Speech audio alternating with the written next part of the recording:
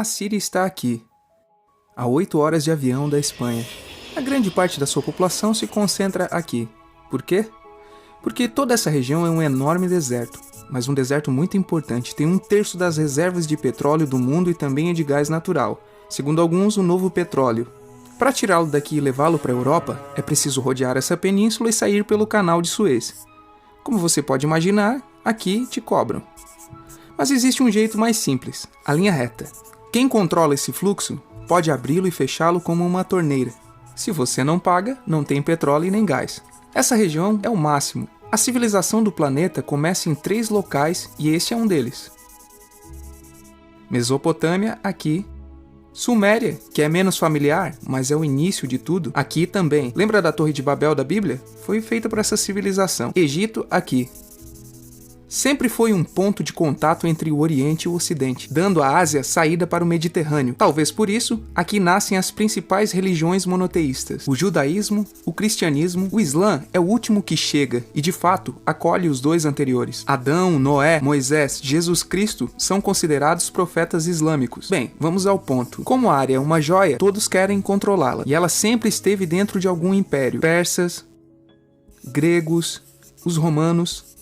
O Império Romano termina partido em 2, e finalmente só sobrevive este. Agora é quando a última religião monoteísta, o Islã, construiu seu próprio império. Você se lembra das cruzadas? Pois são os europeus cristãos tentando recuperar essa área de que estamos falando. Os últimos a chegar são os turcos, mas veja bem, eles não vêm da Turquia, eles vêm da Ásia junto com Gengis Khan. Eles conquistam tudo e fundam o Império Otomano. O Império Otomano permanece aí até a Primeira Guerra Mundial, 600 anos. Quando acaba a Primeira Guerra Mundial, aparecem pequenos países onde estava o Império Otomano. E pela primeira vez, vemos a Síria no mapa. Até agora, tínhamos desenhado para não nos perder.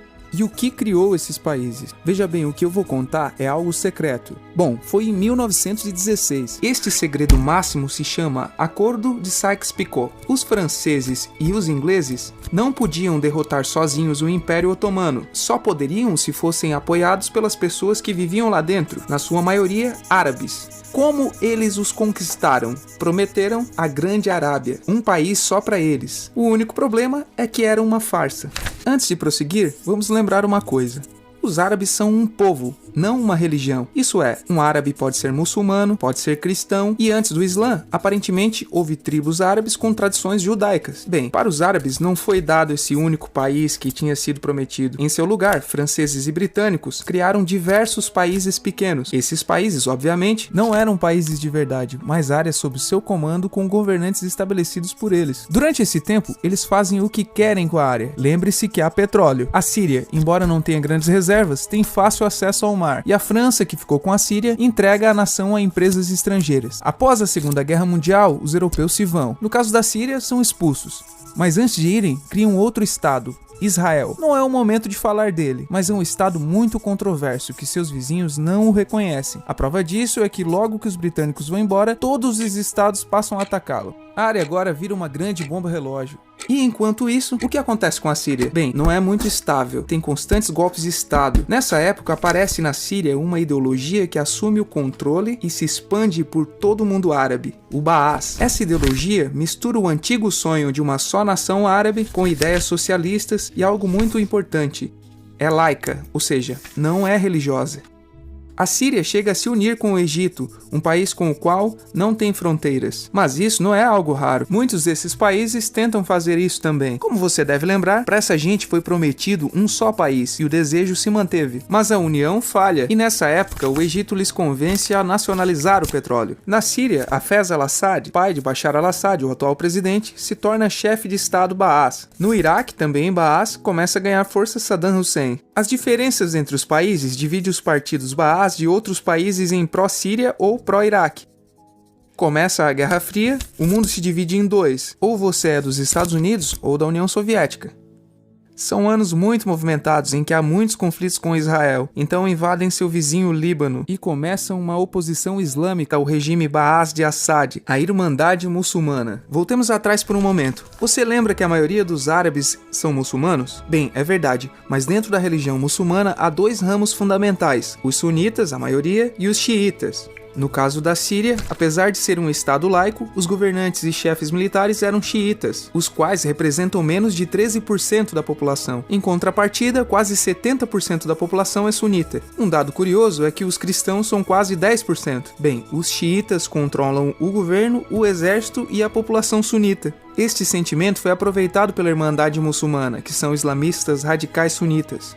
Esses pegam em armas na cidade de Ramá contra o governo, e Assad acaba com a revolta à custa de matar milhares de civis e prender muita gente. No ano 2000, Assad pai morre e lhe sucede Assad filho.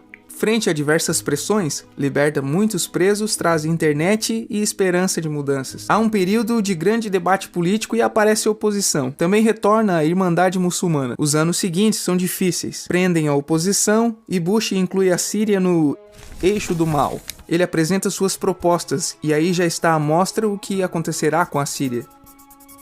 Os curdos, um povo que vive distribuído por vários países da zona, começa a protestar também. Há repressão e mortos. Em 2011 ocorre a Primavera Árabe. O que é isso?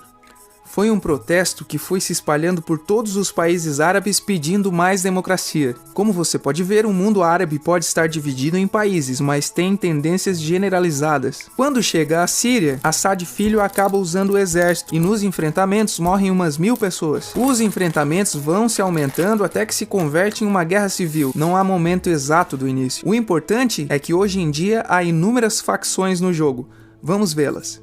Primeiro, pense que tudo está dividido entre xiitas, a minoria, e sunitas, a maioria. Xiitas são mais laicos, são o governo de Al-Assad. Controlam tudo isso, que caso se lembre, são as zonas xiitas do país.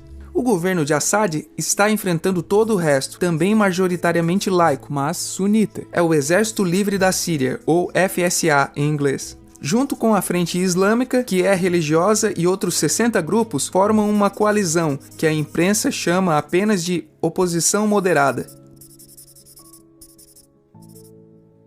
Também islamitas e sunitas, mas radicais, são a Al-Nusra, como é chamada a Al-Qaeda na Síria.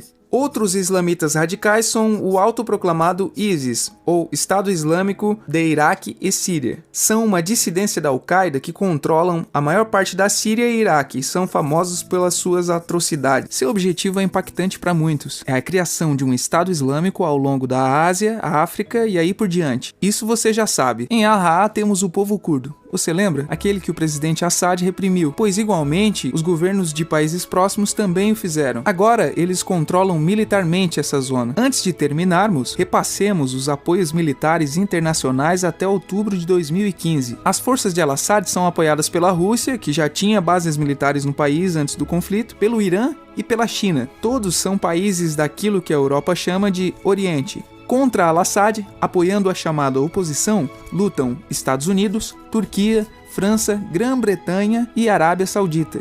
Podemos terminar com algumas conclusões, deixando claro que se trata de uma opinião pessoal. Se recapitularmos, veremos que a região é estratégica. Por sua privilegiada situação, todos a querem. A Síria sempre foi dominada por grandes impérios. Pense que há 100 anos a atual França já era a França. A Inglaterra era a Inglaterra. E isso também há 200 anos, há 300 anos e também há 400 anos. Mas, em uma contrapartida, a Síria só é Síria há menos de 100 anos e só governa a si mesma há mais ou menos 50 anos. E também eles jamais decidiram suas fronteiras. Elas foram impostas. A Europa dividiu o Oriente Médio somente para controlá-lo, desenhando países sem levar em conta o seu povo. Muitos historiadores dizem que todo o povo tem a necessidade de manejar o seu próprio destino, mas com os ingredientes que vimos, jogam contra projetos como a Síria Baá, que usa a repressão para se manter. E, em última instância, se produz uma guerra civil. Neste contexto, não é difícil que apareçam jogadores que se alimentem do desespero e ressentimentos unidos à repressão e à adição do Ocidente como invasor. O ISIS usa a identidade árabe e a mitologia de antigos impérios. Quando quiser entender o presente, se pergunte: e o passado?